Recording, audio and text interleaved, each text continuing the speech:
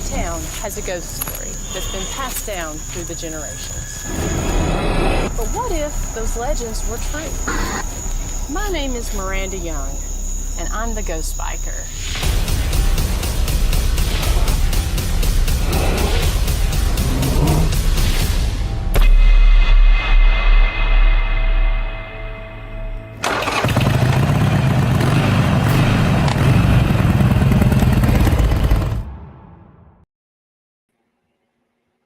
Hey everybody, happy Thursday night. You are watching the Ghost Biker Garage Live, and I am your host, the Ghost Biker.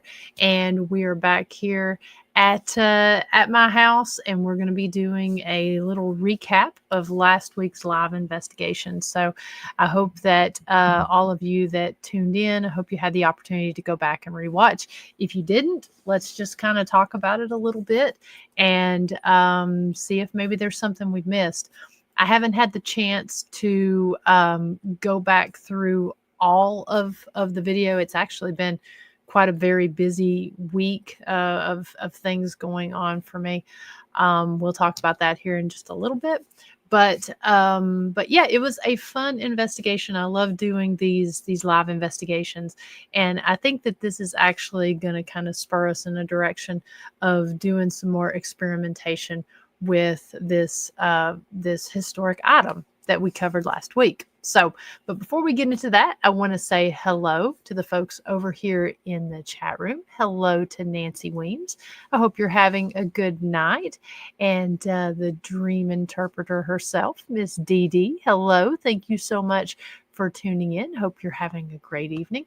Mr. Daryl Paulette, they're from Clover Hill Village. It's always good to see you, and can't wait to see you in person in just about a month from now. Actually, one day short of a month. So looking forward to that. Susan Purcell, how are you doing, sweet lady? It's always good to see you, my friend. And Miss Jolly Jeffers Goins, I hope you're having a great evening yourself. Thank you so much for tuning in.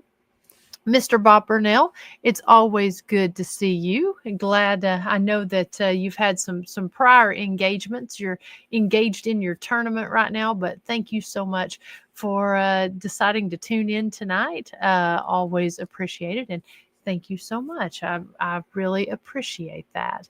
And hello, James Brady.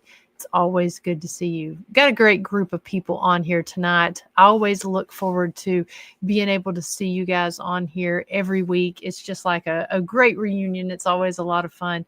Hello, April. I hope you're doing well. And of course, Nancy has a good point here. Earbuds inserted, because we're going to be looking at some things tonight. I do have to say, so I'm working on the microphone issue.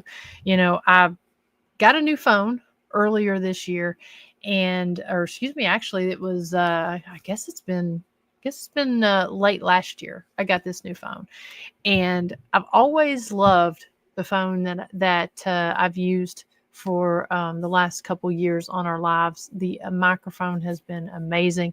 Unfortunately, I really think that the phone manufacturers, they modify things to the point to where they want you to get the highest level of whatever they sell. And so I have it's a $1,200 phone, but the microphone on it is just absolute crap in comparison to what the old one was. And so it does not work out as good on these lives. But I gotta say, I've been chatting with our friend Bob Burnell on here, and he had some great suggestions. And it's not so much the video recording mic as it is, since we're broadcasting over StreamYard, I have to do it through this third-party program. So, but anyways, we talked about this, and I may have a pretty good solution, because it seems like it picks up when I'm recording. It seems like it picks up, my voice when I'm in front of the microphone here. The last one I had, it seemed to be a multi-directional microphone, but we're going to see if I can kind of work something out here to where it will record myself very well, but also record the sounds around. If nothing else, I will be putting out more static recorders when we do these lives so that we can go back and be able to maybe go back and listen to those static recorders and play those with the audio from the live. That's going to definitely be a good solution, because I tell you, last week I caught some weird footsteps here in my house when we were doing that live, and it did not pick up on the recording. Even the spirit box, and that thing can be super annoying. It didn't pick up extremely good. I had to actually hold the speaker in front of the phone whenever it was going. So, but you'll see whenever we go back and replay some of this here in a little bit. So, so thank you, Bob, for consulting with me on this. And yeah, Nancy, you know, seems like there's always updates, and that's unfortunate that that happened. But you know what? Doing these lives are one of my favorite things, and we're hoping to do more of these throughout the season, so or throughout the year. So we're always looking for solutions, and you know, it is a shame to put a lot of work into something, and the fact that, you know, something as simple as a microphone can cause, I mean, you can see some great things, but sometimes you just miss on those soft sounds and stuff that's on there. So we're going to try to find a solution for that. And you know, if any of y'all have any suggestions or anything, please feel free to reach out and message me, because I am always up for not criticism, but constructive criticism, suggestions, that sort of thing, so that we can make this a better experience. Because I got to tell you, doing these lives and such, it's so much fun investigating with you guys. And I think we've actually really had some really cool results, and being able to do this together, because I think the collective, the questions you guys are asking, and the suggestions, the experiments, that sort of thing, I think that really contributes a lot to the type of activity that we're having. So before we get into that investigation, doing that review, I want to talk a little bit. If you missed our show that we did during the 7 o'clock hour on the Jailhouse Informant podcast, we kind of talked a little bit, caught up a little bit on some really fun and interesting things that are going on at the jail. You can go back and watch that on the Historic Scott County Jail Facebook page, YouTube channel, or on the Historic Rugby After Dark page, and find out some really cool events that's going on. We also talked about conspiracy theories. We kind of got into that just a little bit, not too much, but I think we're going to do some more extensive episodes on that. Maybe even something that we talk about a little bit more on here. I am kind of a conspiracy theory nut. So those are always kind of fun to talk about. So, but we did talk about all of that during the 7 o'clock hour of the Jailhouse Informant. You can go back, check that out, and follow some of the really cool things that we're doing there on that channel. Let's see here, just kind of looking at the comments over here. Let's see. I love some Monty Python. And James says you can get a wireless mic set up with a couple of transmitters that will connect to the phone for under $150. I think that's definitely worth the investment, considering we're going more to a live format. And just, I mean, there's nothing worse than having your audio screwed up after going on and spending all that time doing an investigation. And it's kind of like, what's the point if you guys can't hear? So I'll definitely look into that. And James, I might reach out to you as well if you've got any suggestions on some. So I've got some mics that I'm going to try there, that we've got there at the jail, that I'm going to try. So yeah, I just want to make this a good experience. And Dee Dee says, love conspiracy theories. So if you have any suggestions on ones that want us to cover, then we'll go in and talk about some of those on some future episodes. And hello to Hello to my friend Peppy from Peppy Purple Eyes there. It's always good to see you, mischievous one. All right, so before we get into that, I do want to talk a little bit about a few events that we've got coming up. We've got a full spring and early summer that we're kicking off, but we're only going to talk about a few months here, just because I don't want to overload you with different events and such that's going on. But let's see, first one I'm going to pull up here. I'm going to try to do all of these in order here, just so that we're not jumping around. This coming Saturday, we will be closed at the jail because both Christy and I are going to be traveling up to Bowling Green, Kentucky to the Vet City Con, and it's going to be taking place at the National Corvette Museum. And what's cool about this just isn't a Paracon, but this is also a horror convention as well as pop culture. Lots of great folks that have starred in some pretty big movies, as well as Beth Allen. She's been over there in the comments section some. They're from Octagon Hall, our dear friend Beth. She's going to be there. I think they're even maybe going to be doing an investigation of Octagon Hall that night. I know that I'm not going to be able to stay for that because I'm going to have to actually cut out just a little bit early because I've got a 3-hour drive back and we've got a paranormal investigation at the jail that I'm working on Saturday night. So we're closed at the jail during the day, but going to be opening back up during the night. And let's see here. So that will be taking place, I believe the hours, so they are in Central Time there. It's going to be taking place from 11 to 6 Central, so noon to 7 our time. But both Christy and I will be there representing Ghost Biker and Soul Sisters, but then also the historic Scott County Jail and historic Rugby After Dark. So we'll have lots and lots of merchandise and a lot of things. We'll be able to sign you up for tours and investigations and such if you show up there, as well as set you up with some really cool merchandise. So come on out and see us up there in Bowling Green, Kentucky this Saturday. It's about a 3-hour drive from here in Scott County. And then jumping on into April, we got a very busy April at the jail. But if you're in the area, please plan to join us for our annual Blessing of the Bikes event. This is going to be taking place on April 12th from 9 a.m. to 1 p.m. Eastern Standard Time. This is a roll-through bike blessing, so you'll be able to roll your bike through anytime during those hours. We've got, now this is a free event and we're going to be having live music. Bethy Lewis and the Electric Pineapple from Michigan is actually coming all the way down. She performs our song that is the intro for the Jailhouse Informant podcast that takes place there on the historic Scott County Jail page. So she's going to be coming and playing some live music. And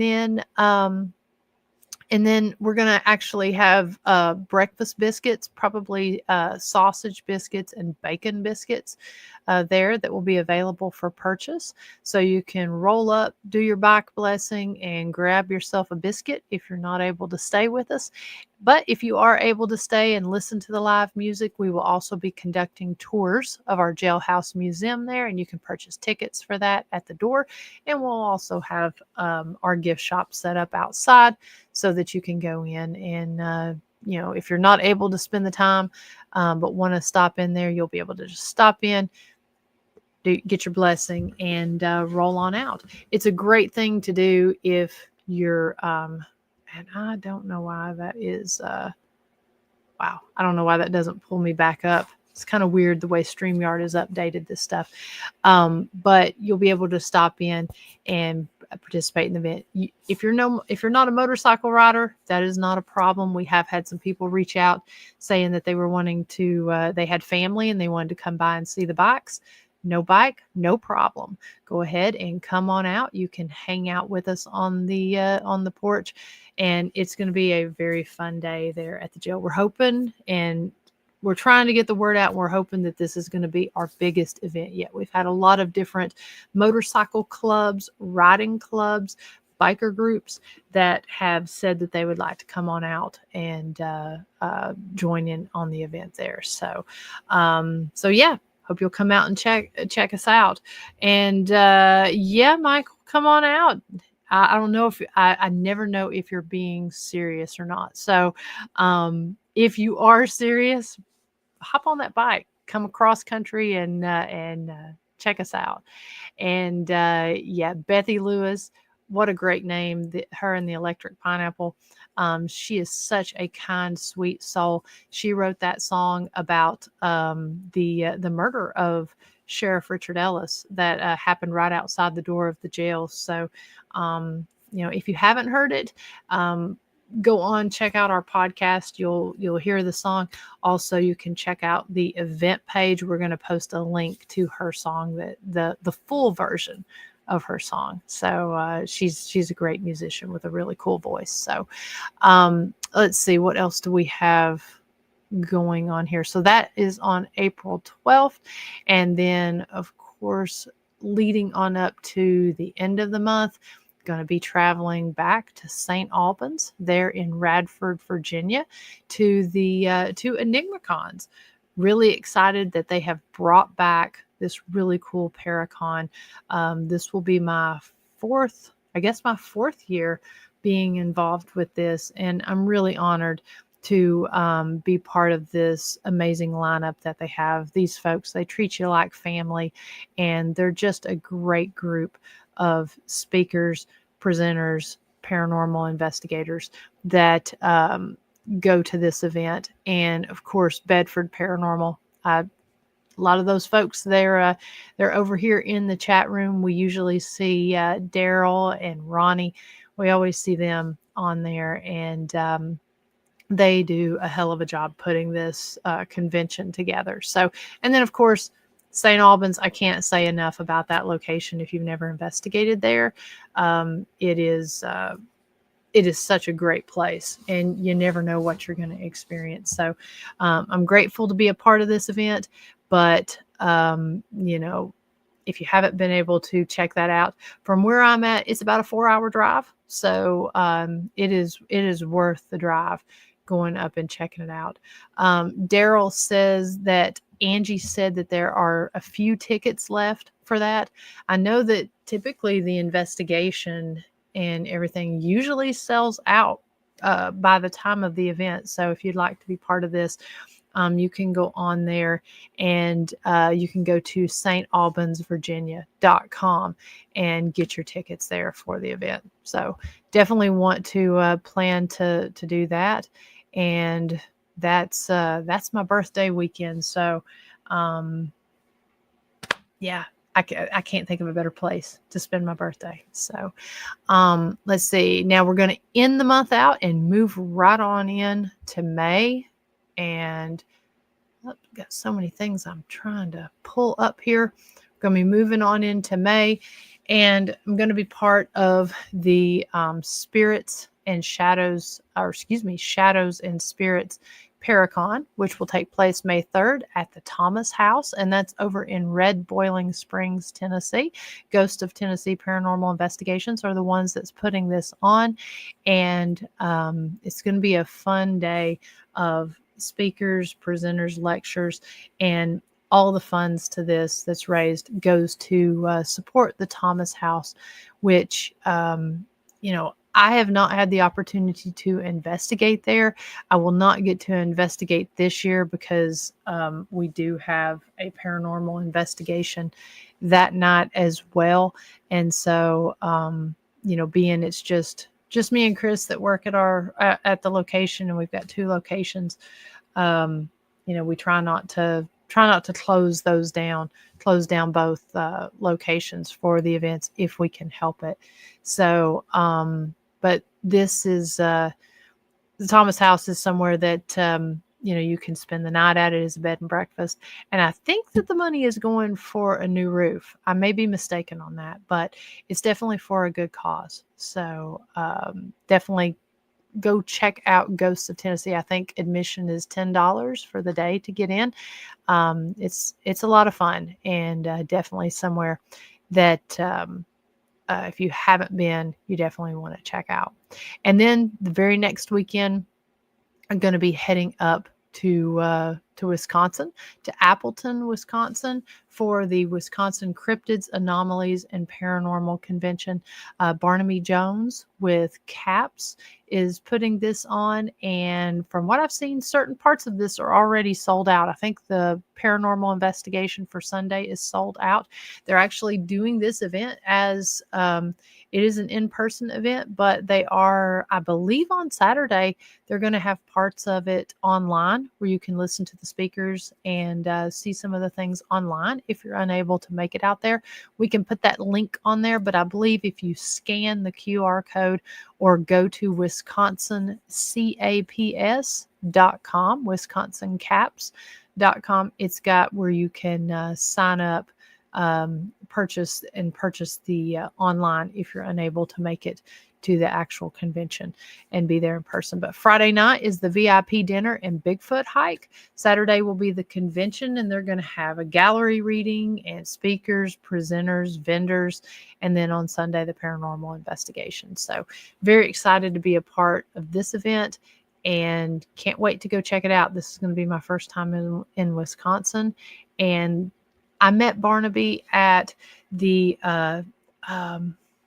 mill there at Haygood Mill there in South Carolina.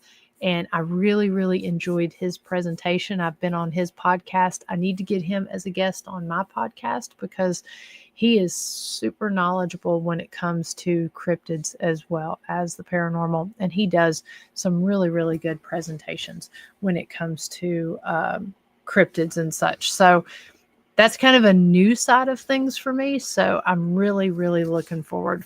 Excuse me. Really looking forward to being a part of that. So that kind of wraps up some of the things that we've got going on early on in the month. We did talk about a little bit more that's going on with the jail, that some more speakers and such that we've announced that and events there at the jail itself, but we won't take all the time up on this. Let's see here. Thank you, Pam.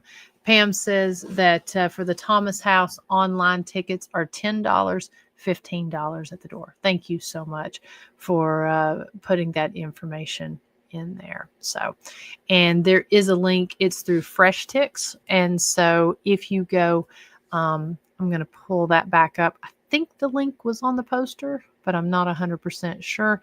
Pam, if you don't mind, would you mind putting that ticket link there in the comments section? I want to make sure that people have all the ways they can to, this poster does not have the link on, but I believe it's through Fresh Ticks that you can purchase the tickets to that event. So, yeah. All right. So anyways, now we've talked about some of the really cool and interesting things that have been going on that are coming up, but I want to talk a little bit about last week's live investigation that we did. It was a little bit different. We did cover the investigation of a historic item. It kind of falls in line a little bit with what we did in season 7 of the Ghost Biker Exploration Show, where we investigated not haunted, but antique stores. Some of those were haunted. Some of those, pretty much all of them, had some different, interesting, and unique activity. And I'm always interested as to why we're experiencing things. Is it related to the item itself? Is it related to the location? Is it related to something that maybe an event that happened? Kind of what is causing this different type of activity. And so during last week's investigation, let me pull this up actually before we did. Thank you, Pam. Pam's finding the link there, and I'm looking forward to meeting you at the Thomas House as well.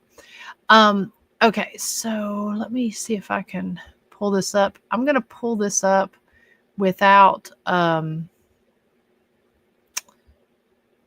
there we go, without sound for right now, and just kind of roll it through here and talk about it while we're doing it. So, so what we ended up investigating last week was a World War II military cot. This was a cot that was gifted to me by a friend that owns an antique shop that was going out of business. We had actually just purchased a wheelchair from 1890 that we are housing right now in the jail. It's going to be part of an exhibit advertising rugby. But they had this cot, and what's interesting about it, we're going to zoom in on it here in a few minutes, but you can see that there's blood on the cot, and it's several blood drops. And we were told from the story that was given through third-hand information to the owner of the antique store is that this blood came from an abscess tooth that the owner, who was a soldier during World War II, he had had a tooth a tooth extraction from this abscess, and so there was still blood on the cot. Now, I don't know. I have some theories. I don't know if this cot was ever used in a military hospital or if it was just the soldier's personal cot that he carried with him. That information is not really known, but we thought we would see if there was any energy attached to it that would maybe answer some of these questions for us. And so we kept the investigation pretty simple. I set it up there in my living room. And I also, as you can see, we used a tripwire. We had 3 flashlights sitting there, an EDI Plus box. We used the Ovilus, and then we also used the spirit box, and ended up investigating for about an hour and a half. I thought it was a pretty interesting investigation. I honestly didn't really have very many, I really didn't have any expectations as to whether this was going to have any activity associated with it. It's one of those things where I don't necessarily believe that just because I'm sorry, my cats are stop it. My cats are acting kind of strange here. I really didn't have any expectations related to this as to whether there was going to be activity connected with it, because I don't believe that just because an item is old that it has energy connected with it. I think that it's always a possibility, but again, we don't know whether the activity was coming from the cot itself. Here in my farmhouse, I did talk a little bit about this on the episode. I do have some activity here in my home. The farmhouse was built in 1902, and I do know of at least 3 different deaths that did happen here at the house. They were just natural causes.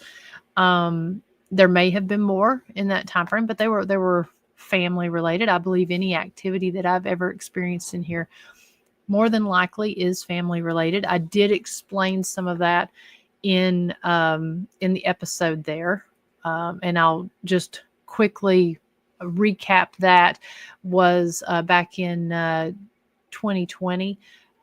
My friend Tiffany and I did investigate here. That was, of course, 3 years before I ended up moving in. But nobody had lived in here for 20 years at the time. And really I didn't really get a lot during the investigation, but what I got was pretty fascinating. As I was unpacking, I had the Ovilus turned on. And when I pulled out my dowsing rods, I got the word water came up. Wasn't asking anything, just had it turned on, pull out the rods, and it says water. Now, there are at least 2 natural springs here on the property.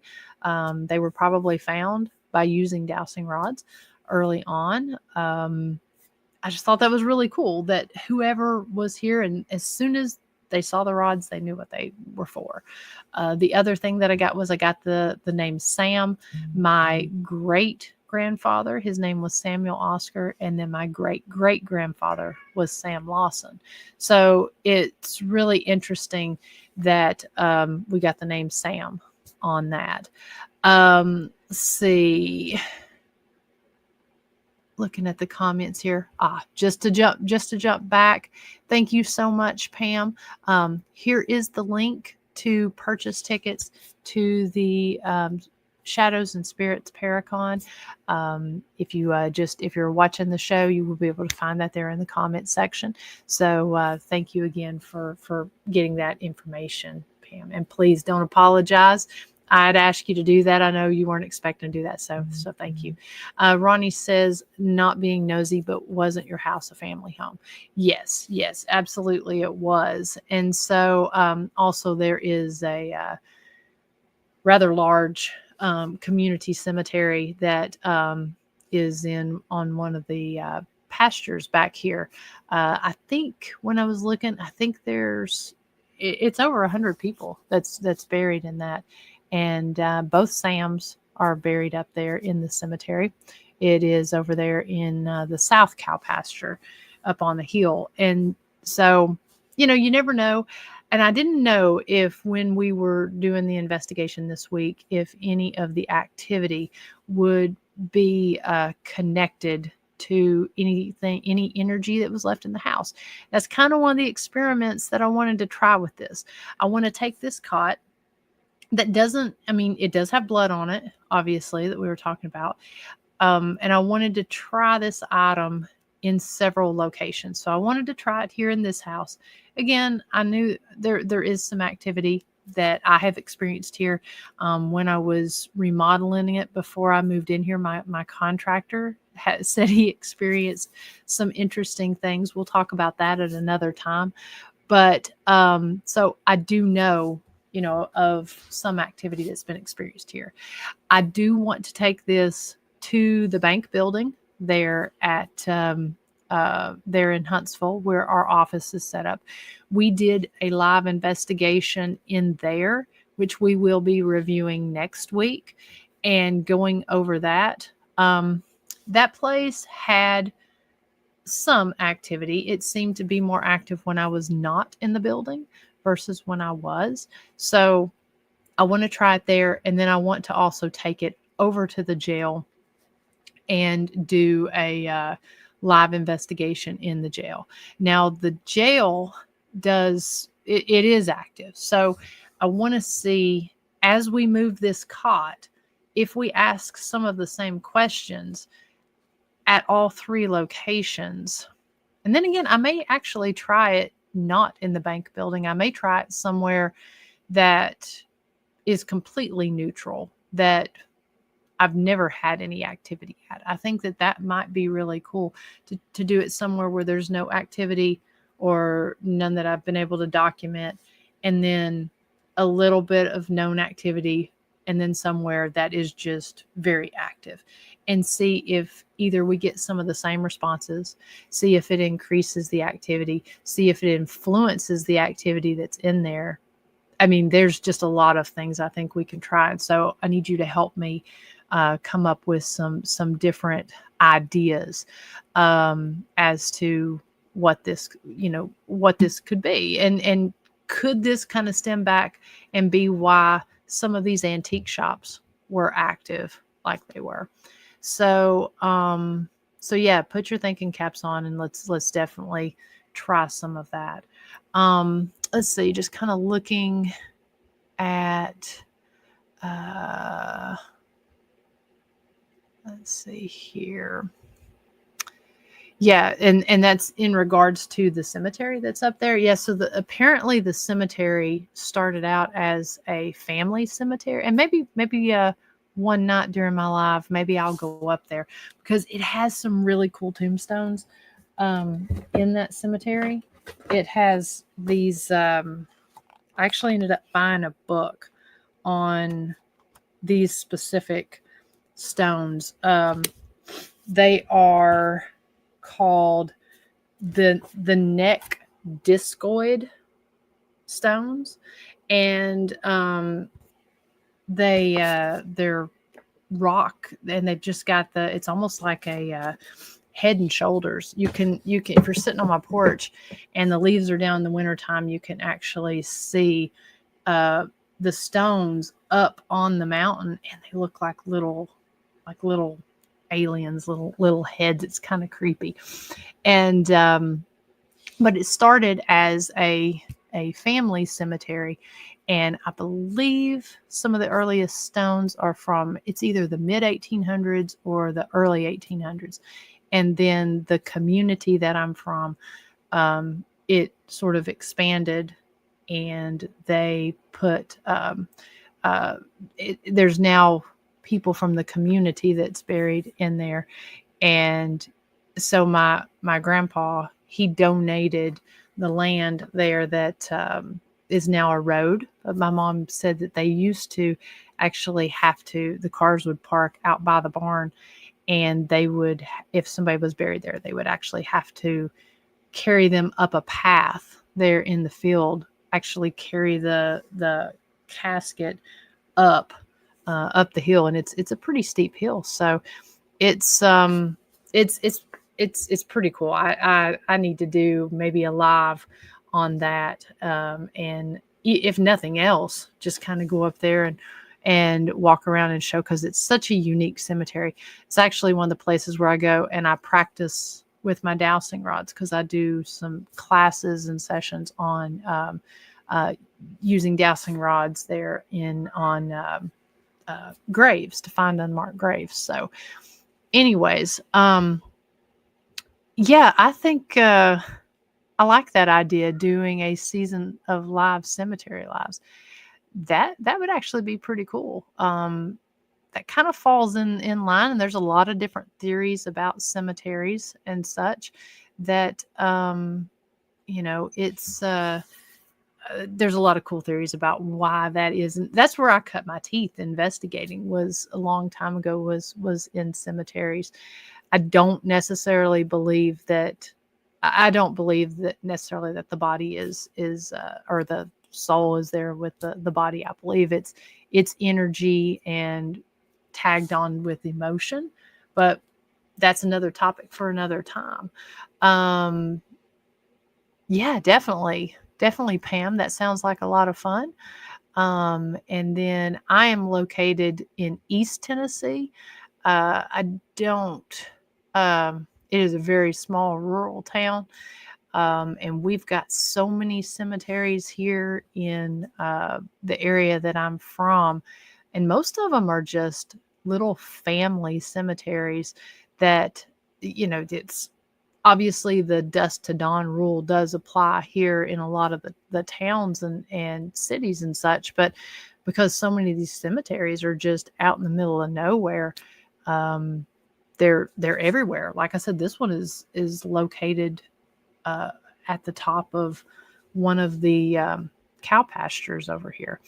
So, okay, just making sure I haven't missed anything. I like that idea, Ronnie. I'll have to go back. Now, Bob says, let's see, not to be creepy, and it does not have to be, but you could pick up a spirit from any number of places you have visited over the years. Lord, you could have a whole collection of people living at your house. That's not creepy at all. That's reality. No, I do believe in that, and I think that, I think that's a great topic for a show at some point. Maybe whether it be a maybe it's a conversation, with a round table or a panel, but talking about these spirits. I have only at really only twice have I ever had something that I feel has gotten attached and come to my house. And one time was after investigating Hell's Bar Dam, and the other time was after investigating while we were in the middle of doing the Sunset Hill House. And that was, if you've not seen any of those episodes, that was such a crazy case and a crazy investigation. I was experiencing things in my house a lot when I lived down in Cleveland and when we were doing that investigation.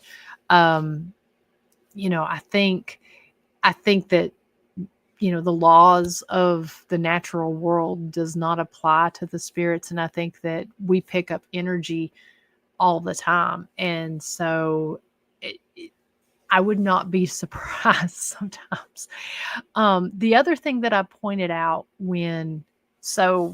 just before investigating this cot was that I had been down in Florida I'd been down at the beach for, I think, like 5 days. And so the night that I came back, I didn't get back until 4 o'clock in the morning. And so I had come upstairs here and went right to bed after I got home. And as I was laying there was some storms that were rolling. It was supposed to be a really stormy day, and the storms were just moving in.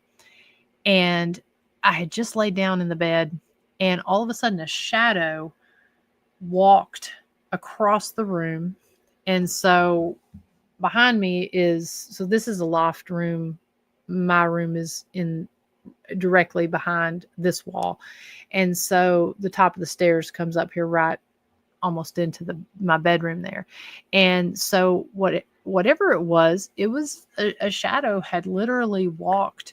I saw it walk from the top of the steps, walked across the room, and it walked kind of slow, like it was strolling, and then it stopped and ran back. Now, I mentioned that because two things.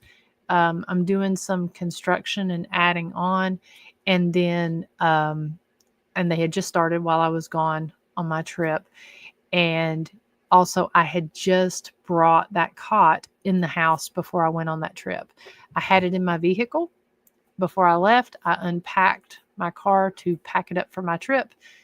And so it was in the house. So I don't know if the shadow, I've not noticed a shadow in my room before.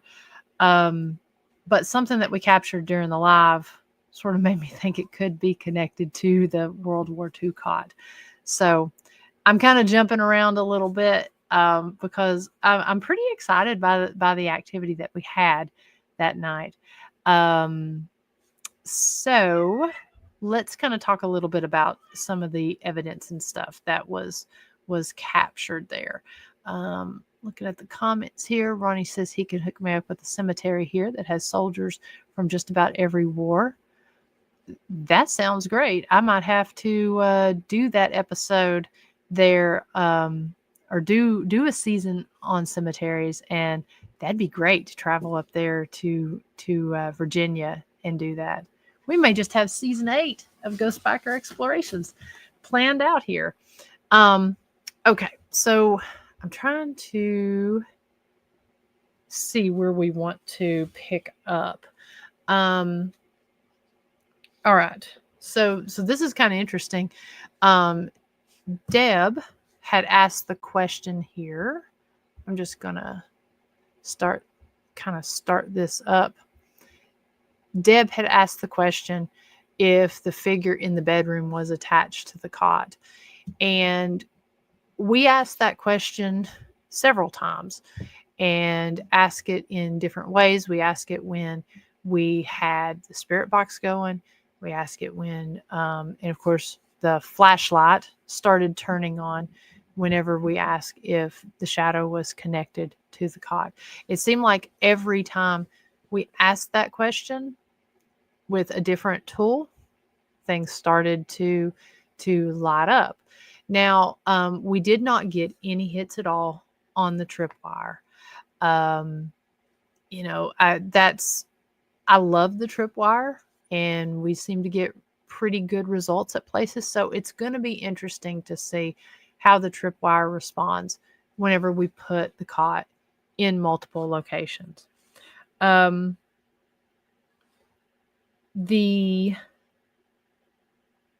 Like I said, we did get a couple hits there with the flashlights in response to questions. The obelisk was also kind of interesting, some of the responses that it was given. I'll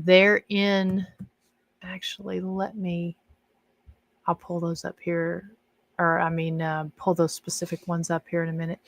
In the very beginning, we did get, we got the word foreign, and we got the word oi, and Chris was very she was very quick to point out that that oi is a British word, and that could very well have something to do, especially since this said foreign. So we started asking questions about maybe where they were stationed at, and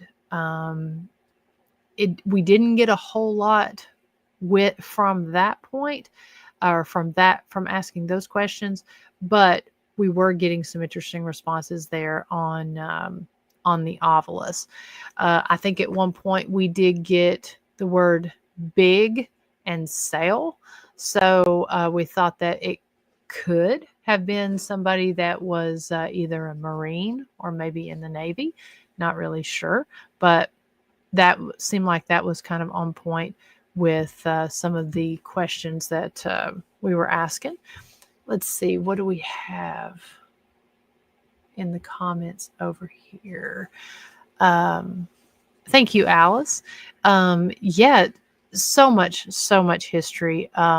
We'll definitely have to talk about some of the motorcycle roads here and how that leads to some of the some really cool places with some interesting history. We'll talk more about that.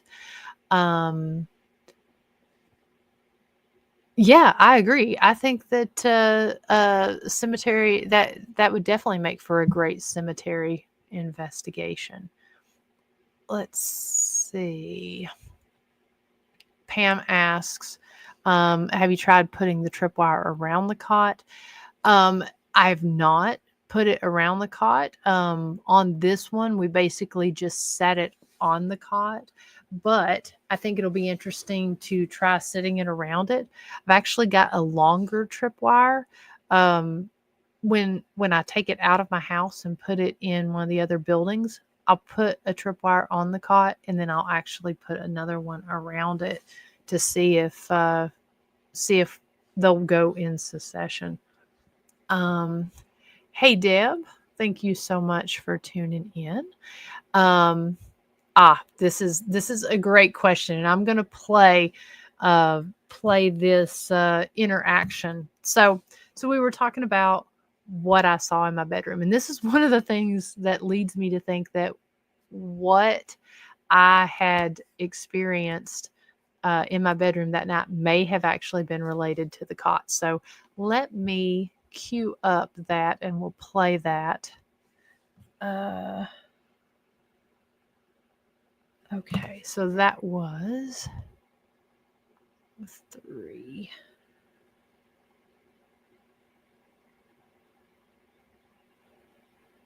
Okay, so I'm gonna play this here. Do you want me to leave the cot set up for a little while? If so, do I need to leave it here in the living room? Do you like it being there by the fire?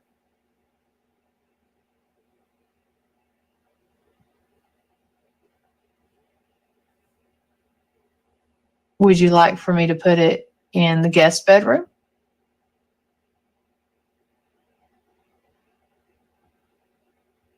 How about, I'm not going to put it in my bedroom.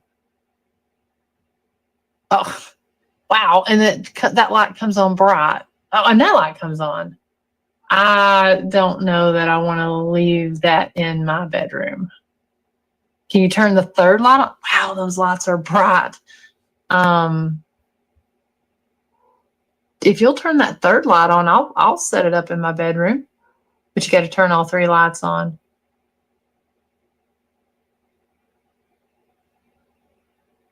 I guess it takes very little to convince me. Okay, so I kind of thought that,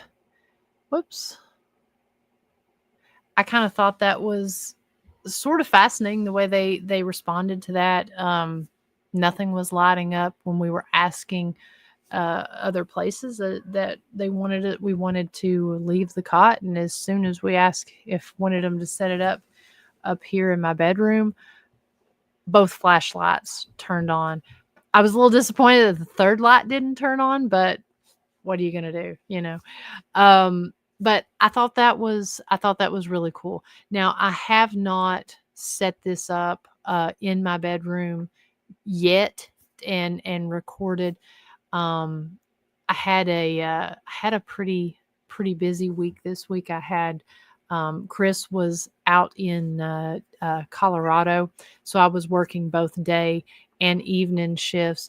We had some unexpected tours on our days off yesterday, and then I had to take my mom to the doctor on Tuesday, and we actually got into a car accident whenever somebody hit us when we were going to the doctor on Tuesday. So it's been a little bit of a crazy week, and I have not got that set up yet, but I am going to, because I think that would be another good test to do. So yeah, it was, we had somebody, we were driving down a one-way road that had 3 lanes in it, and I was in the far left lane, and a car, who I believe the person that was driving was not, I believe they were impaired, but they pulled up and they made a left-hand turn from the middle lane and just turned right in front of us.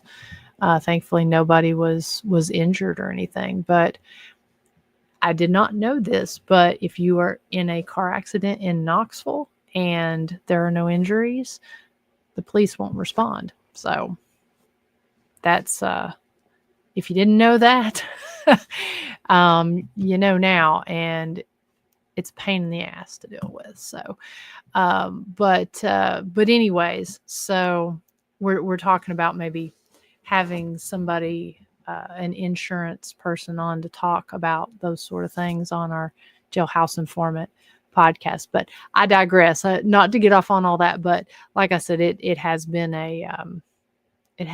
kind of a rough, weird week. But yes, everyone is good and okay, and hopefully, the insurance and all that will take care of the car. So, hello to Miss Beth Allen. I hope you're doing well. And okay, so as before I got off on all the side topics, I have not put the cot out yet, but Ronnie makes up a good point. 2 out of 3 is definitely not bad, especially when it was a direct response to a question. So I thought that was pretty cool. And we're definitely going to try that. I think it would be interesting. I'm trying to think of how I should do that. If I should just put the camera up and maybe put a couple tools on it and then just go to sleep, and or do it at bedtime and then just not even really acknowledge it and see what happens throughout the night. I'm almost a little nervous not really nervous, but I'm almost a little nervously intrigued to see what's going to happen when it's in the middle of the night sleeping. If there is any movement or anything that happens, I think that could be pretty interesting.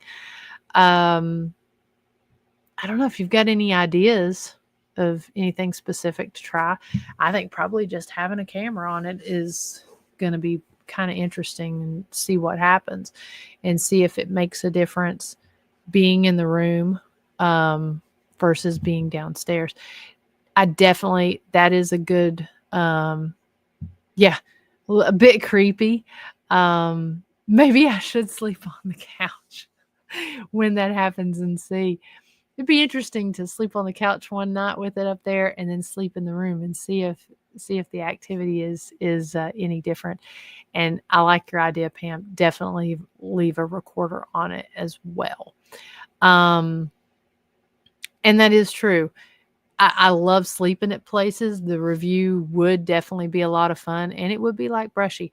One of my favorite things to do is to sleep at some of these different locations, and I don't know. I think it could be pretty cool to do that. Um, James says, put the music box right by your head, pointing toward the cot. Yeah, that would be pretty good, but I'm not responsible for what might happen if that creepy music starts playing in the middle of the night while I'm laying there. Um, Deb says, leave it there for 2 nights, 1 interacting and 1 while you are sleeping. I like that. Um, I mean, I think I'm a firm believer that these investigations, and you guys know, you all are seasoned investigators. You guys know that these are not one and done type situations.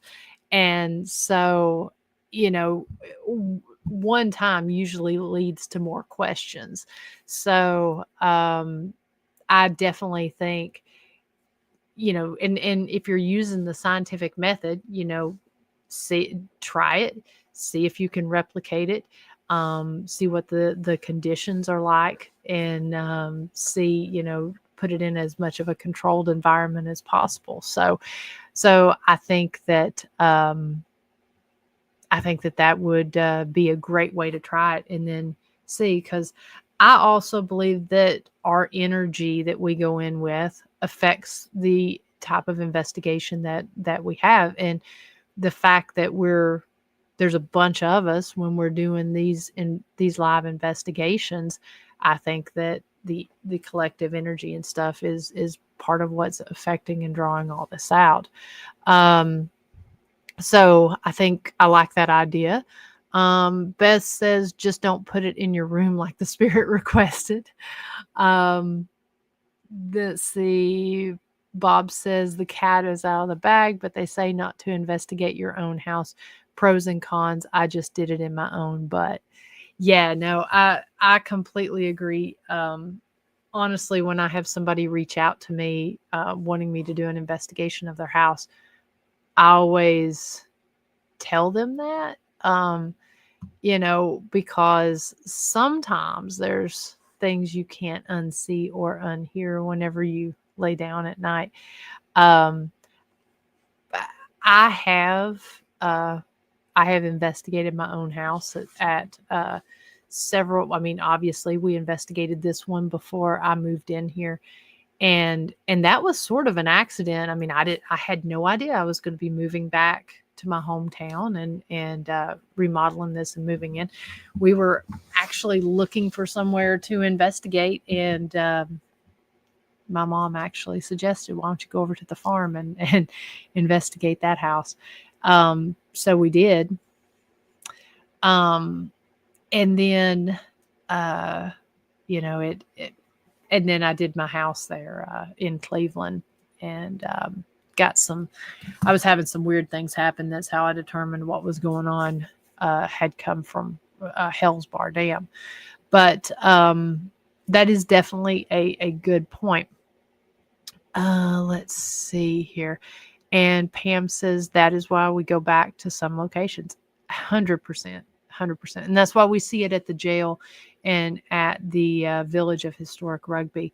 A lot of people, they come, they learn things from their questions, and then they take that information that they've learned and they come back and ask more, more direct questions from it, and really just use that as a building point on their investigations. I like that idea. Bring it to St. Albans. Yeah, they could. Gosh, that place is off the chain. Who knows what kind of? It would be interesting to see taking it there. Now, I will tell you. So it is eventually going to be an exhibit in the jail. Um, because there was a point in time it was called go to jail or go to war, and so they did have there was a point in time up until the 70s that if you committed a usually nonviolent crime, that you would get the option to either go to jail or go into the military.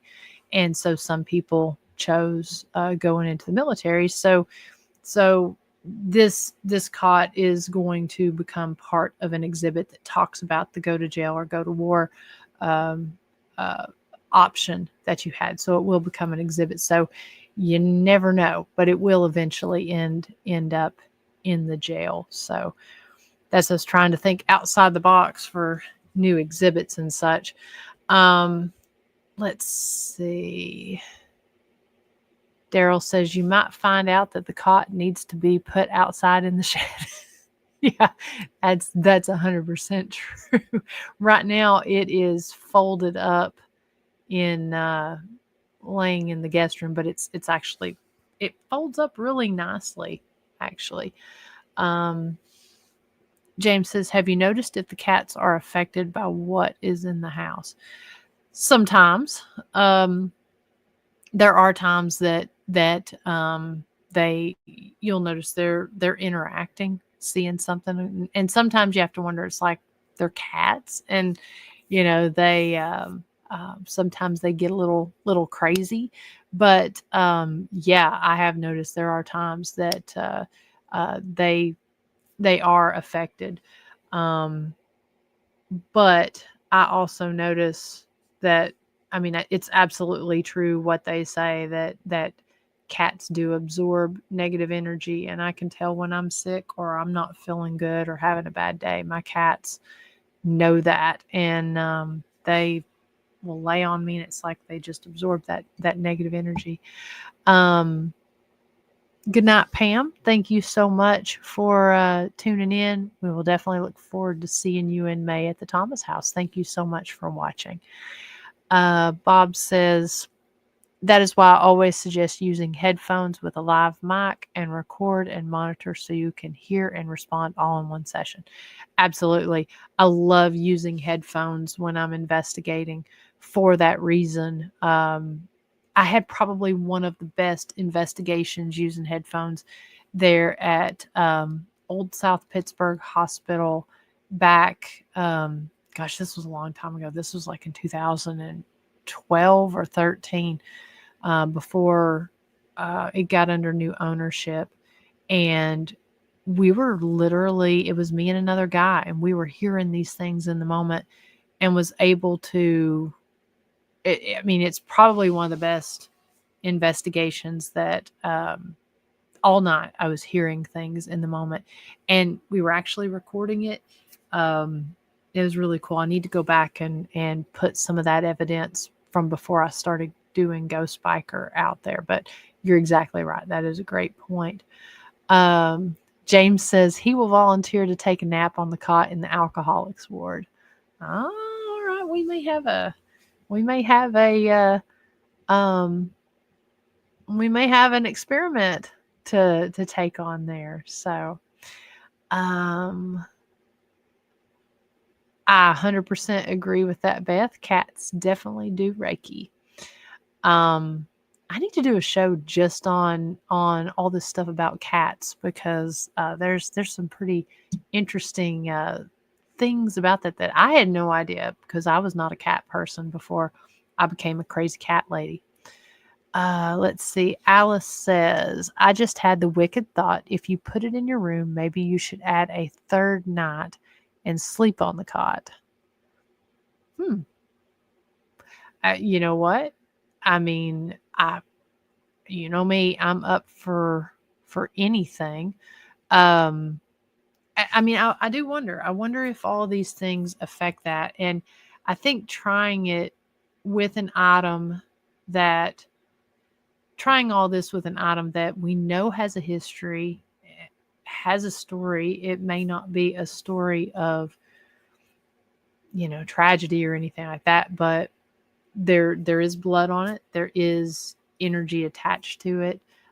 You can imagine the emotion. Well, I don't want to say there's energy attached to it. There's an emotional energy, I guess, attached to it, because I would imagine, I think from our questions, we determined that he was 18, 19 years old So, um, I would imagine through all the things that they experience, this could definitely be, something that, and trying it in these different places just to see, and then trying to see if someone else's energy, if my energy or somebody else's energy affects that. I think it'd be cool to maybe have Chris do a session with it as well. I don't know if having her do a session with it here at my house or having her do a session with it at the jail, again, to see what her energy. She's never actually even seen it other than on the live. So I'm loving all these ideas. I think it gives something pretty cool to do. Let's see here. Beth says, I love using my Zoom recorder and headphones. Yep, absolutely. Explain what would you like explained, James? Ronnie says, James Brady sleeping at St. Albans is always fun. We have done it a few times. Well, more like power naps. Yeah, unfortunately, a lot of places don't allow sleeping in there, and we can't allow teams to sleep inside the jail unless they take a power nap during one of their investigations. And I've done that. I took a power nap at now I did sleep there, but I took a power nap up at Post Town, and then I slept in the sleeping quarters that they have. And I had like the weirdest dream while I was sleeping, and I was only asleep for like 45 minutes. It was almost an astral projection dream type. It was a weird situation when I slept there, but I do like sleeping at places and seeing what type of activity you get there. Let's see here. I think everyone is for it, James. It would be interesting too to see if there's a difference in a male and female energy that reacts upon, investigating this. If that plays a difference. Dee Dee says, good idea sleeping on the cot. I'd be curious what dreams people have. That's a good one. And Dee Dee, we'll pull you in on that if I sleep on that and have any dreams, or if we do allow anyone else to sleep on it and see. It's pretty sturdy, but I want to make sure. But we'll pull you in on that, and if anyone has any dreams, we'll send them to you, and you can let us know what you get on that.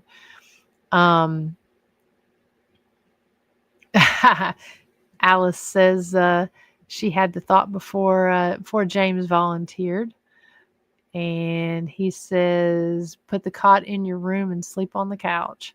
I'll definitely do that, I think. And then,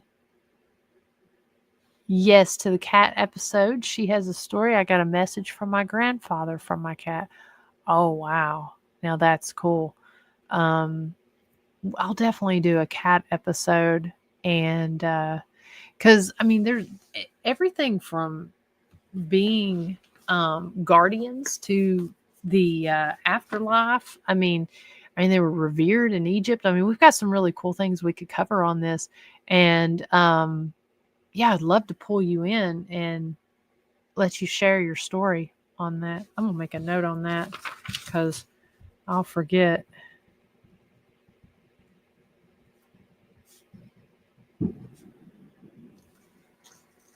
Okay, that was weird. I don't know if anybody heard that. Something just exploded outside. I don't know if anybody could hear that. That was kind of weird. Let's see. Beth says, James Brady, cats and dogs or any cuddle creature use energy healing on their owners. If we're sick, upset, or hurting, they come to us. 100%. I was doing so I love binaural beats, and dealing with frequencies. And we experiment with frequencies at the jail, and have had some really interesting results with that.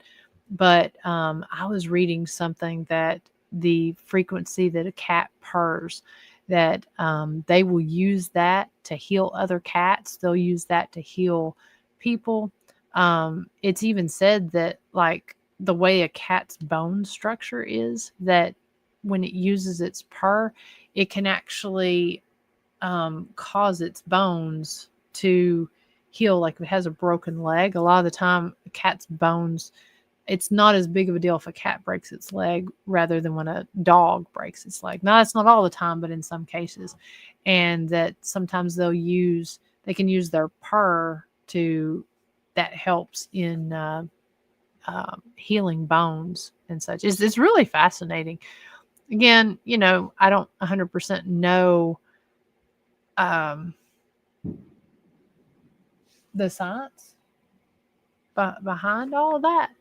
However, I do think that it would be really cool to cover. And I'm not going to lie, when I'm having a bad day and my cats will come and lay on me, it definitely decreases blood pressure and definitely makes you feel better. So y'all did hear that. Okay. All right. I don't know. It just happened a second time. So I don't know if there's somebody out. It was very loud for a gun. It was like a cannon going off. So I don't know if something exploded. I don't know if there's a war about to go down, or what the heck that was. But that, no, that wasn't my stomach. Let me turn my heater off. Hopefully it won't happen again, but that was very, very loud. We're sitting here talking about World War II, and all of a sudden guns and cannons are starting to go off. Let's see here. So yeah, we can definitely do that.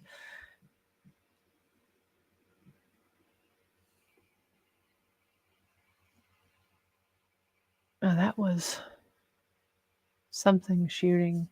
Kind of sound like it was far off. This one sounded like it was like right in my yard. I've got a lot of deer that's here too that show up, so hopefully nobody was shooting over this way at the deer.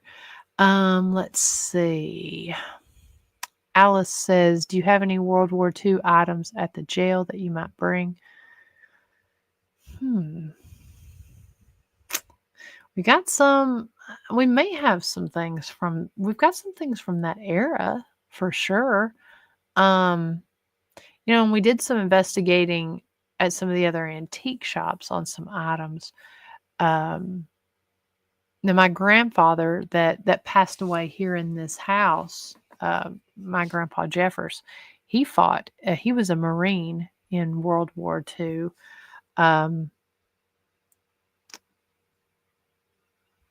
Let's see. No, it wasn't one of the cats. That was somebody shooting a gun or something. That's pretty wild that was that loud. Cats are definitely very spiritual creatures. Let's see. Right? I mean, it is weird that we were just talking about World War II and a military cot, and then things start exploding here at the house. That was talk about timing.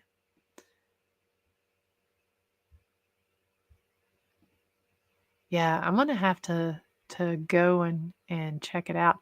And I just gotta say, we're literally just a few weeks out from being in the new Ghost Biker garage. So pretty soon I'm gonna be either in a new I'll either be in the garage or I'll be in the new section that I'm adding, that's going to be set up as my studio. So it's probably going to be, I would probably say, another 3 weeks or so before 3 to 4 weeks before it's ready. It should be ready in 2 weeks, but before I'm in there. So hopefully, it's been a long time coming, but hopefully soon we'll be out of the loft here and be in the actual garage. Yeah, don't even get me started on poachers. But yeah, very very possible.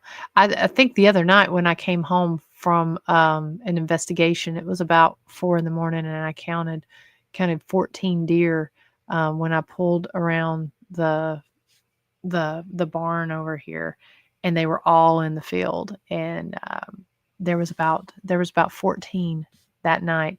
But on any given night, it is about there's usually about 9 or 10 that's outside. Let's see here. Yeah, we can do a cat show. We can interview Cheeto. We can have Chris with Selly at the jail. There are cats everywhere that we can we can deal with. And yeah, I am so excited about this edition. It's and again, you guys know when we talk about it that sometimes construction can spur activity. So I'm just trying to state and see everything that could possibly be part of the environment that could cause activity or increase the activity just a little bit. And that's definitely something. Let's see. What I was having done was having there's a carport on the back part of the house, and I was having that closed into a sunroom because I had to downsize when I moved here. So and yes, the I've been wanting to set back up into my garage, and my garage has been a storage area for a while. So now hopefully get everything opened back up, actually get into the garage and be back out with the motorcycle and stuff. So very, very excited about that.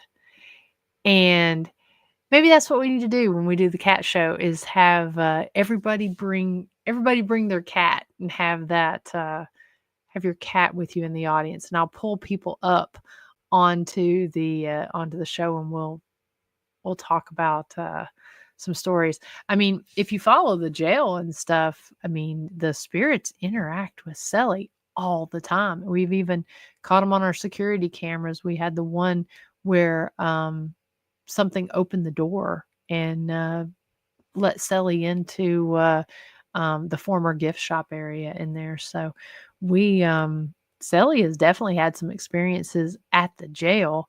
And personally, I think she kind of keeps some of the more ornery spirits calm and in line. They acknowledge her, and I think they miss her now that she stays up at the bank building at night instead of staying at the jail at night. But yeah, I think we got some great ideas for that. Let me see if there was anything else I was going to play. So let's see here.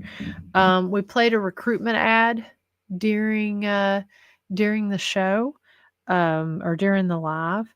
And so the first time I played it, when I was recording it onto my static recorder, as soon as it would start talking about it was an ad that was played at a local movie theater to try to recruit soldiers for World War II. And so the first time I played it and was recording it onto my little handheld recorder, 2 flashlights lit up when it started talking about saying that you can learn to fly a plane. Did it twice. 2 lights lit up twice when I played it both times.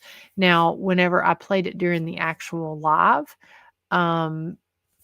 we had one light up at the end of playing the recruitment ad, but it didn't line up at all during the while it was stating things. And again, as I played it, you couldn't hardly hear it during over the microphone.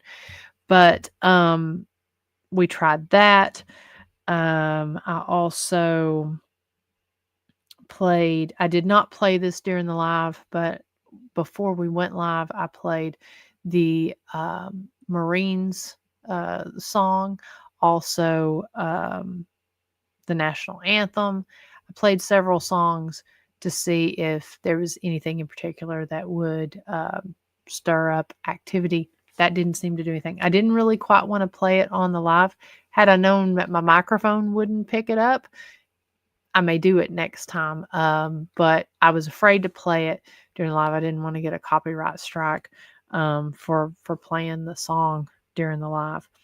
And then the spirit box was kind of interesting. So we did get several responses on the spirit box. I'm going to play that. I don't know if it'll pick up very well through this microphone. Let me just see here. If it doesn't work, then we won't go too far with it. But it didn't play the best while we were on here. But let me just see here.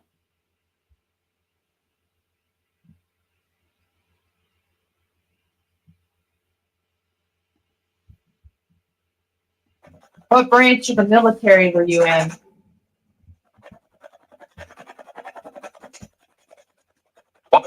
What? Oh my gosh, did you hear that? Okay, so I'll play that again one more time. We didn't get a lot of voices, but we did get a couple. And I thought it was kind of interesting. This one was very clear when we were talking, but like I said, I don't know if it pulled up or if it will translate very clear or as clear as it did when we were hearing it in the moment.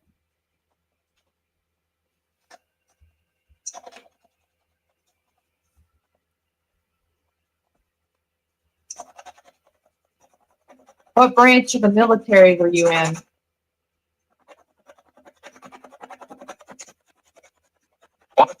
What? Oh my gosh, did you hear that? So that one said what? And then just after that, we got a female. Are you female? Okay, whoops, I went a little too far.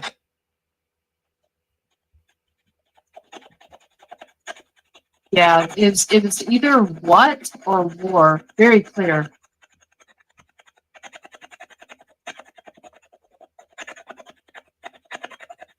Were you a soldier? Me? Okay, that was a female, and it said me. One more time. What? Oh my gosh, did you hear that?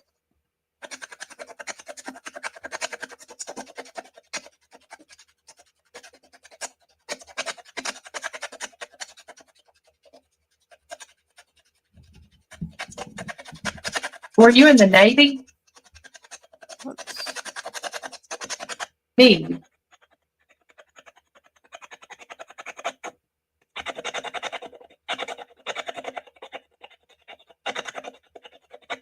Can you tell me what war this was?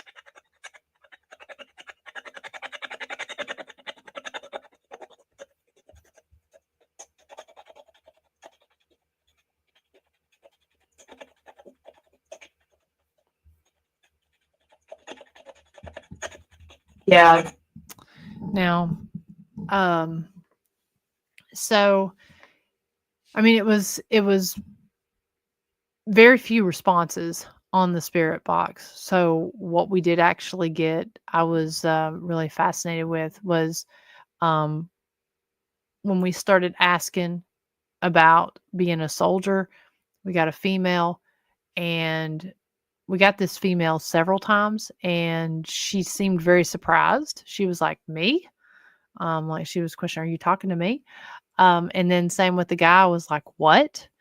We also got at one point, I could not tell what it was saying. We asked who was your president, and we did get a male voice. It was a little too low for me to understand what it was saying, but it sounded like it was 2 syllables. And then when we asked where the blood came from, we got the word tooth, and which is interesting since that's what we were told where the blood came from. So what I'm going to do, I didn't want to go into a ton of detail of trying to replay this if it didn't translate over. So what I need to really do is actually download it and then play it through the program, so that I'm not, because what it's doing right now is it's playing from my YouTube channel and it's playing over the speakers. So sometimes, again, that doesn't translate very well over the microphone. But I was actually really pleased with some of the interaction that we got. Now, I do want to pull up one thing, because Dee Dee did mention that she saw something on here whenever we were when we turned the light on, and I'll go ahead and play that again, Dee Dee. I know that so what had happened was, now I didn't get up from the couch. Once I sat down to investigate, I stayed on the couch. I was kind of shifting back and forth with the camera, because there was a cat that was laying on he was actually sound asleep on the recliner. You see him in the start of the video, and he doesn't move. The other 2 cats, they were upstairs up here. But at one point in time, I hear something walk down my hall. You couldn't hear it on the recorder because you couldn't hear anything that was behind the in front of the camera. But it was just almost like something kind of crept up to the room and was watching what we were doing, and then it walked back. After that, it kind of stopped, and I panned the camera over to show that the cat was laying there, and then I panned it back, and I know Dee Dee thought she saw something. So I did move, but I never got up. So I don't know. But let me go to that timestamp. And first off, Dee Dee, thank you so much for pointing that out, going back and looking at that. Let me see here.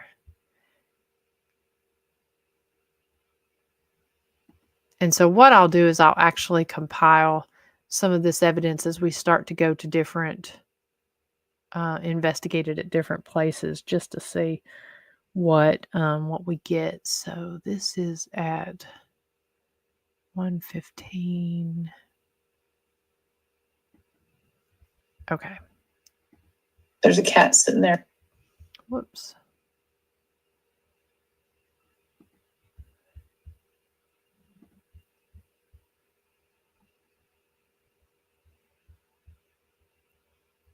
Let's see here.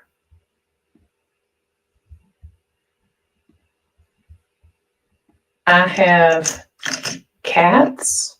However, let me turn this flashlight on.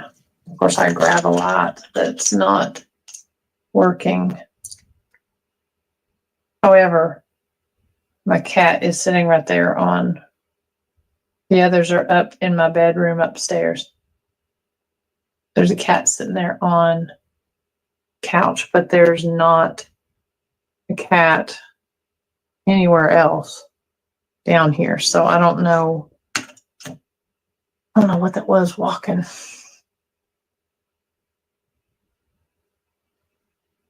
Okay.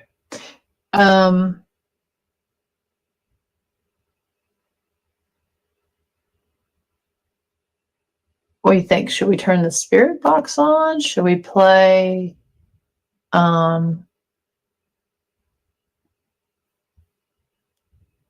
something else? Now, see, okay,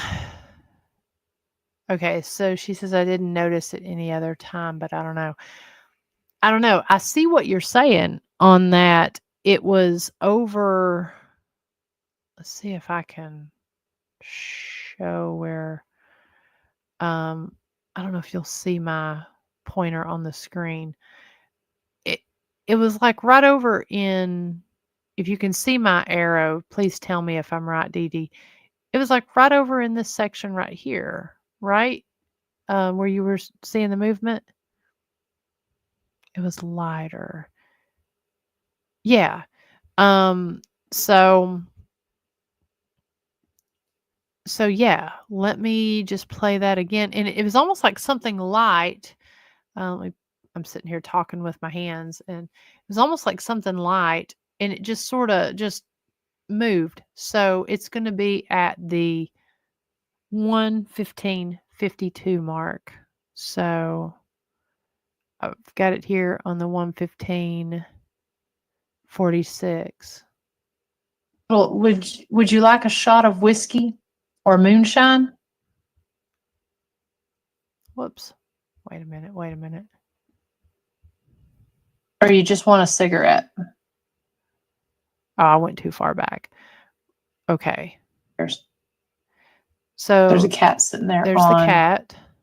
couch, but there's not a cat Right anywhere there. else. Right there. Down here. So I don't know. I don't know what that was walking. I don't know. It was like yeah, like that's the spot. Yeah. So and Bob says almost looked like at the beginning of the video in the lit hallway looked kind of like a figure on the far left, a shadow next to the door frame, something to check to later. Okay, let's see. So look like a figure on the far left and a shadow next to the door frame. And that was at the beginning in the lit hallway. Okay. All right. We'll definitely go back. And if you noticed it at all, Bob, around a timestamp, let me know. That's a great IDD because I don't know what that was because yes, I did pan the camera, but I never moved. So I don't know. And I want to play that one more time. It's at 1:15:52. So you're going to see it, like I said, you're going to see it kind of right over in this area. It's kind of lighter. Let's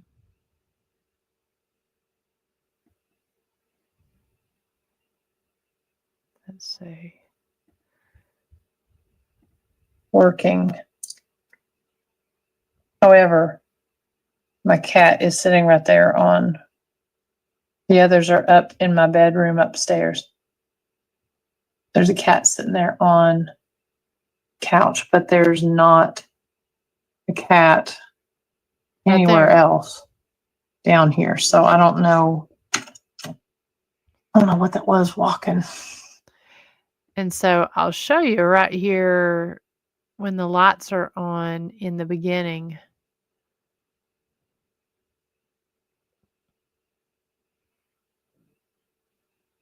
Let's see.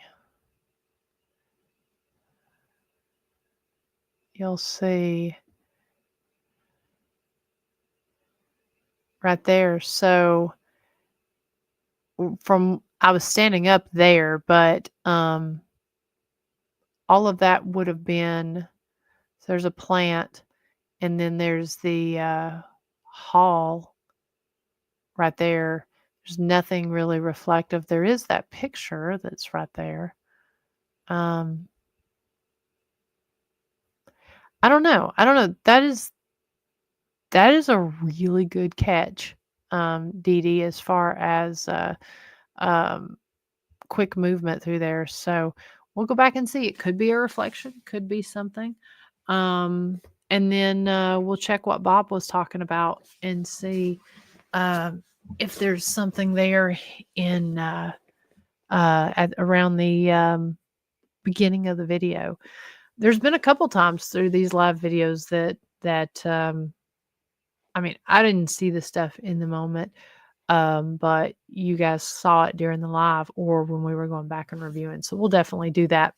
But that's just kind of a taste of, or sort of the broad view of some of the things we caught. Again, the Ovilus had some interesting responses, especially there at the beginning, and there toward the end, there were a few places that said words that could potentially relate to the military, to World War II.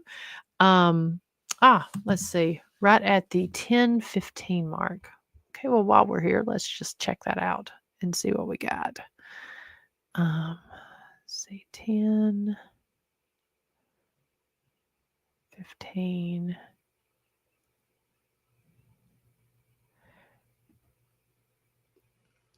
Let's see.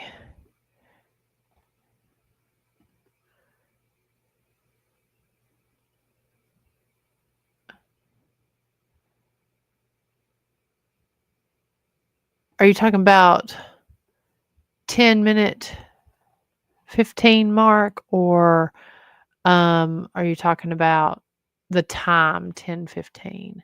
Because at the 10-minute and 15-second mark, I was talking. Would it be right whenever we went, I guess, right on to where I started the last video? Okay.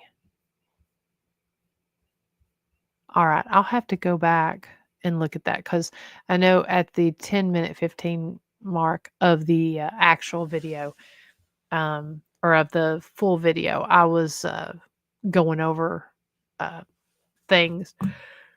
Oh, excuse me. I was going over things, events and stuff there. So, but I will definitely go and look at that. But like I said, that really sort of that really, whoops, looks like I'm frozen. There we go. So that really kind of gives us the broad overview of what we captured while we were doing the investigation here. Again, I got some really cool ideas, thanks to you guys, about some different things that we should do. Next week, I'm going to go back. We can review things that were captured there at the jail, and we will gear up for another live investigation.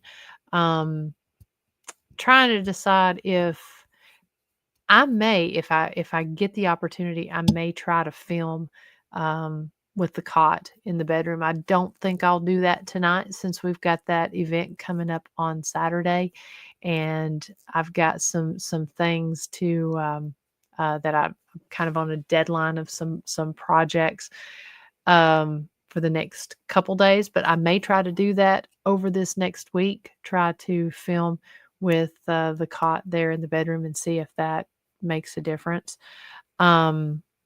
Yeah, Dee Dee, I am too. I'm kind of curious about that myself. After we get off the live here, I'm going to go investigate and kind of see what was going on, because it's gotten quiet. There was 2 loud bangs, and then there was a couple. I could not tell where they were coming from. The one sounded like it was literally out in my front yard.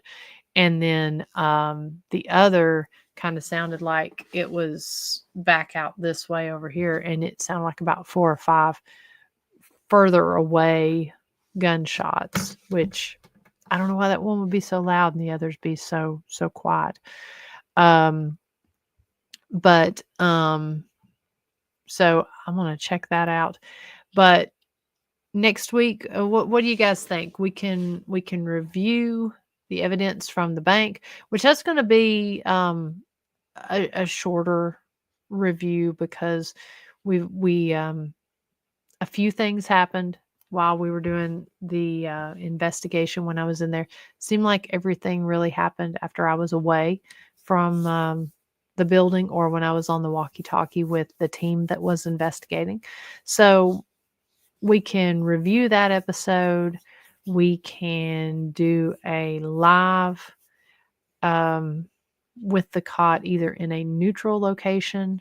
I don't know if I want to do it at the bank, or excuse me, do it at the jail next or do it at a neutral location and see. It might be good to do it at the jail where we know it's active and then do it at the bank after that. But I agree. Bob says that was a crazy night at the bank.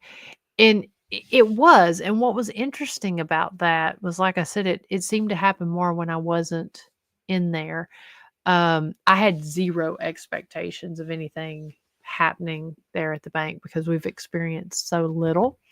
But again, it's one of those things that sometimes activity increases over time. I definitely like to do a review of the evidence at the bank before I take the cot.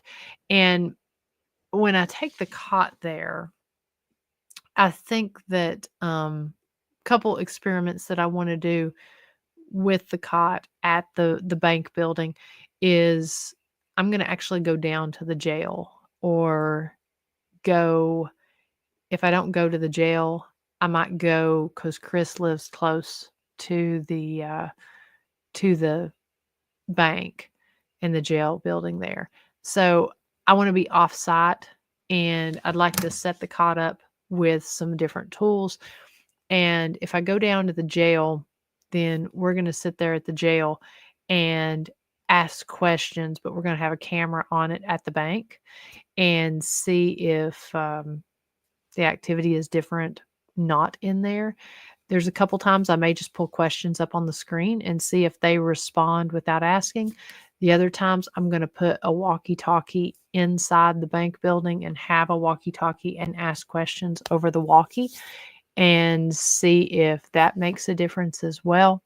Try just some different experiments and see if stepping away, if it does that, and using the walkies, see if that does as well. So I think that could be kind of interesting.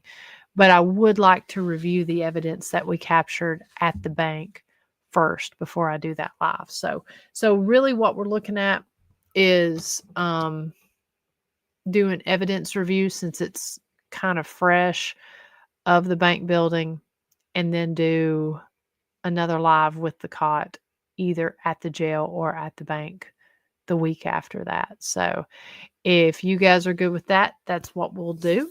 And we'll get lined up. I think it's going to be cool to do an episode on cats and their spiritual nature. I think that'll be really cool. And again, if you got any other ideas, any experiments, and that's going to kind of lead us up. Not long after that, we'll be heading out to St. Albans. So really, really looking forward to seeing Ronnie and Daryl and James and everybody out there at Enigma Cons. If you are in the Bowling Green, Kentucky area, come see us this Saturday. I know Beth Allen is going to be there, and really, really looking forward to seeing her. You guys can come out and meet some of the other folks. Looking forward to meeting Chad. This will be my first time meeting Chad in person. And so we will be closed during the day on Saturday. And then, of course, the Blessing of the Bike events on April 12th.